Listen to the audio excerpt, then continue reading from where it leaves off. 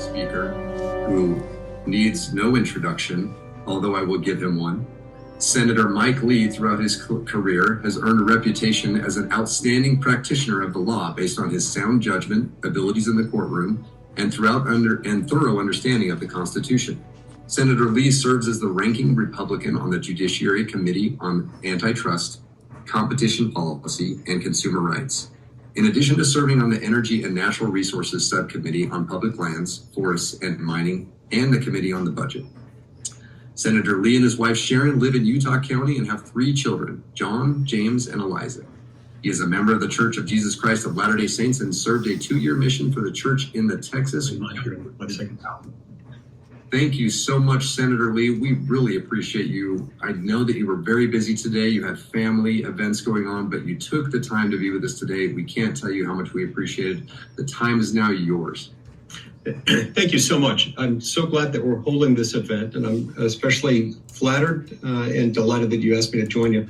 I will say it's a very difficult thing to follow immediately Glenn Beck. No one can do it quite like he can, but I hope to offer a few additional perspectives that will help serve as the capstone for what we've discussed tonight.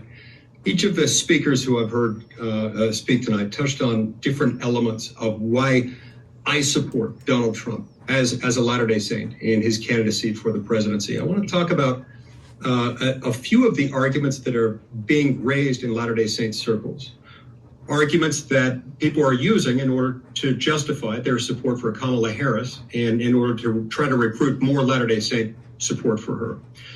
A lot of the argument goes something like this. They'll say, I want to vote for a good person. And then they'll, it's a good thing to vote for a good person. They want to do that. And they'll rely sometimes explicitly, sometimes implicitly on Doctrine and Covenants, section 98, verse 10, which says honest men and wise men should be sought for diligently, and good men and wise men you should observe to uphold. Otherwise, whatsoever is less or more than these cometh of evil. Now, that's a very good point, and we certainly should seek to find good people. But there are a number of mistakes that people make when applying that scripture and concluding, therefore, they're going to vote for Kamala Harris. So point number one that I want to make is that a lot of Latter-day Saints seem to fall into the trap of assuming that, yes, because it's a good idea, and we've been admonished in scripture to seek out good and wise people to do it, that what they need to find is someone who reminds them of their bishop, their stake president, or their Relief Society president in order to support them. Now, look, I know both of these candidates, and I will tell you right up front, neither one of them is going to be mistaken for your stake president or Relief Society president. They didn't grow up in our faith, much less in our culture. They may not use the same words, they may not have the same customs that we do. Nonetheless, that doesn't mean that this supports their conclusion. And after having worked with both of them for years, I can tell you, if you're looking for an example of character and decency and civility, as between the two, Kamala Harris is not going to come out on top of that equation. She's just not. If you want to talk specifics, I'd be happy to talk to you about specifics. But just as Donald Trump is not a member of the Tabernacle Choir, neither is Kamala Harris. So don't hang your hat on that. Secondly, it overlooks all sorts of things that we as Latter-day Saints are told that we should look out for. For example, we're admonished, we're reminded in the 101st section of the Doctrine and Covenants that the Constitution is a special thing, that it was written by the hands of wise men raised up by Almighty God to that very purpose, and that we should defend it, and that the whole purpose it was put there is that it is God's will that we should not live in bondage one to another, especially not in this country. So what does that mean relative to our decision as to who we're going to vote for in a presidential election? I think it has a lot to do with how our decisions ought to be made. Now, as I look at this, and I look at each candidate's approach toward the Constitution, I don't think this is a close call, not by a mile. Whether you're looking at basic respect for the fundamental structural protections in the Constitution, the vertical protection that we call federalism, or the horizontal protection of separation of powers, those things are upstream from every other protection in the Constitution. And remember, the whole darn point of the Constitution, the only reason we have this Constitution, the only reason why anyone has any Constitution is to temper the passions of a democratic society. They are designed to be counter-democratic because sometimes you need that in order to protect the rights of minorities, minority viewpoints, minority interests, and yes, even minority religions like ours. Well, I'll get back to more of that in a moment. So the structural protections. Donald Trump has shown 100 times more understanding, compassion, and devotion to those structural protections of the Constitution than Kamala Harris has. Donald Trump understands that it was a good thing that the Supreme Court of the United States undid the tyrannical move from Roe versus Wade in 1973. In the Dobbs decision 2 years ago, the Supreme Court said this is not a federal issue made a federal constitutional issue by the Constitution. Therefore, questions like these, not being made federal by the Constitution, are up to the states, primarily to be decided at the state and local level. He understands and respects that. He also understands and respects the fact that it's tyrannical that most of our laws, measured by word length, page length, weight, volume, regulatory compliance, economic impact, you name it, almost any measure, the laws, federal laws made by unelected, unaccountable bureaucrats now vastly outnumber those made by Congress, notwithstanding the fact that Article 1, Sections 1 and 7 of the Constitution make clear you cannot make a federal law except through Congress. Both houses of Congress have to pass a law and present it to the president. All these things show Donald Trump's much more favorable commitment to the Constitution than Kamala Harris. She rejects those things fundamentally. She belongs to a party that has become overtly contemptuous of things like the Electoral College, of things like the non-representative Senate, because the Constitution says that every state shall be represented equally in the United States Senate. Kamala's party is openly hostile toward those viewpoints. Then when we get to the Bill of Rights, you look at your First Amendment rights, freedom of speech, freedom of religion, redress of grievances. Kamala has sought to curtail those things, as she has the Second Amendment interests. And then let's talk about the big elephant in the room, religious freedom. This is one of the areas where I find most disagreement with our Latter-day Saint friends who have chosen to defend and protect and advocate for Kamala Harris. Because one cannot support Kamala Harris and call her a friend of religious freedom. Those two things don't exist. Now, the news media, including, unfortunately, to a significant degree, with an assist from the news media empire owned by our church, KSL and Deseret News have unfortunately helped to sort of sanitize and gloss over Kamala Harris's legislative record. But having served with her for the entirety of her 4 years as a U.S. Senator, I can tell you something very, very disturbing that every Latter-day Saint should be aware of before casting a vote for president this year. She's the sponsor of a bill called the Do No Harm Act. And like many bills introduced by Democrats, this title is deceptive. It is deceiving because this bill is anything but one that does no harm. The purpose of the Do No Harm Act is to essentially gut the Religious Freedom Restoration Act. For those of you who aren't familiar with that, this is a law that was passed by Congress, overwhelming bipartisan supermajorities in both houses. I think only 2 or 3 people in the House and in the Senate voted against it. It was signed into law by Democratic President Bill Clinton in the early 1990s. It was made necessary by a Supreme Court decision. It was wrong, but still on the books, called Employment Division versus Smith. And it creates a carve-out. It creates a defense that one can use if one is a religious person, institution, or church, or a church-owned or sponsored or affiliated entity. Any religious defense to a generally applicable federal law is subject to what they call strict scrutiny under RFRA. Now, Kamala's bill would effectively gut that. It says that it doesn't apply anywhere and everywhere where someone might be harmed by it, including through what they call dignitary harm, meaning where somebody feels like their dignity has been infringed. So what does this mean? Let me give you an example. I live in Provo. Just a few blocks from here is a great university called Brigham Young University, my alma mater.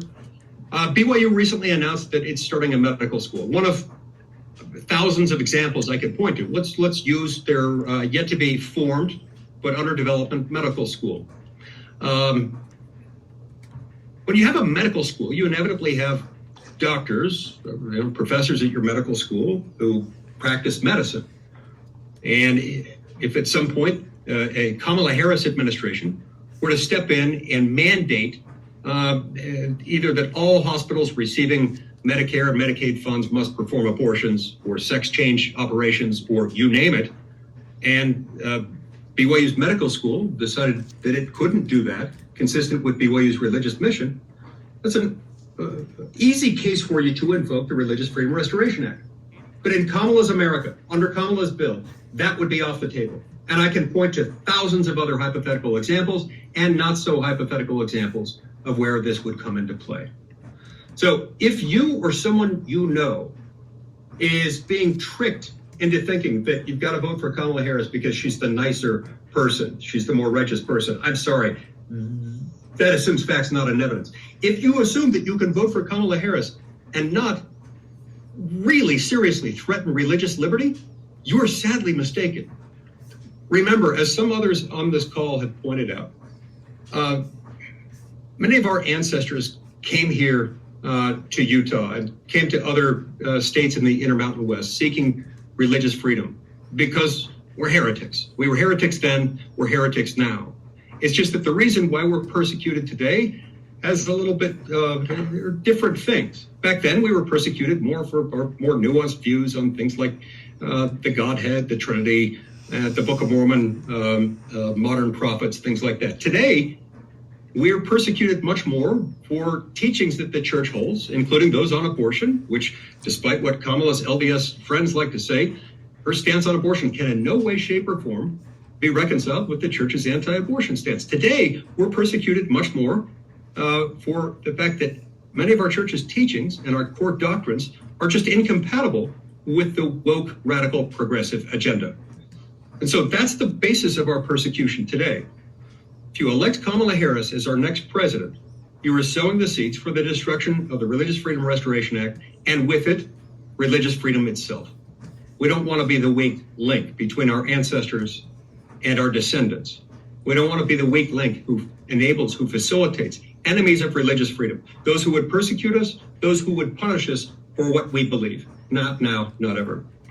I close by telling you that it's my personal view, rooted in the scriptures and rooted in my own faith, that America is indeed a special land. It was a land set aside for a free, prosperous people, a group of people who would be free from tyranny as long as they were not fully ripe in their iniquity. There are indeed so many righteous people in this country, in our faith, outside of our faith. There are good people. Sometimes our government gets ahead of itself, and this is one of those times. This is one of those times where we need Donald Trump. Sure, he might not remind you of your bishop or your stake president, but I know him, and there is great good in him. And the good that he did as president of the United States will be replicated and indeed magnified in his second term. And as good as he is, Kamala Harris would be equally destructive of everything we hold dear in our constitutional republic. I humbly implore all within the sound of my voice to vote enthusiastically for Donald Trump and to find anyone in your circle of influence who will listen and convince them to do the same. Thank you very much. Senator Lee, thank you so much for joining us on the call. We greatly appreciate it, and thank you for those inspiring words. In conclusion, prior to our closing prayer, I would like to offer a final thought. Brothers and sisters, gone are the days when we as the silent majority in the Latter-day Saint community remain silent. Today marks the beginning of a new era where we will form coalitions, where we will speak doctrinal and constitutional truth to the world without fear, where we will stand up with courage for the values we hold so dearly, as taught in the Book of Mormon and the scriptures. Our values have been criticized, such as the right to life, limited government, self-sufficiency, sovereignty of our borders, and our nation. We want our youth to be sent to serve the Lord on missions, not to fight in foreign wars, to protect foreign borders while our borders are being invaded. We want low taxes to decrease the burden on our people. We want constitutional principles and our Lord and Savior, Jesus Christ, brought back into our daily lives. We will stand up with courage and speak the truth without fear of character assassination or being shamed by the media or institutions that do not have the best interest in mind of the American people. We will do so with love in our hearts and hope in our eyes, pushing forward with our faith in Jesus Christ that we hold so dear. Let us reclaim our place as a people that fight for their country and follow their God. Thank you, and may God be with you till we meet again. As a call to action, vote and get your friends to vote and your family to vote as early as possible. This website, LDS for Trump, LDS, the number 4Trump.com, will continue to be available for registration to watch the full replay of this video call. As the organizer and speaker of this call, I will receive media inquiries at support@LDS4, the number 4Trump.com, and get back to you as soon as I am able. Brothers and sisters, I'd love to connect with you on Instagram at TravisPadilla_AZ, or you can see my website at votetravisaz.com. With that being said, I appreciate you all being on the call. We will close with our final prayer. And we have a member of the church, Brianna. Bridget, if you're there, please go ahead and offer the concluding prayer.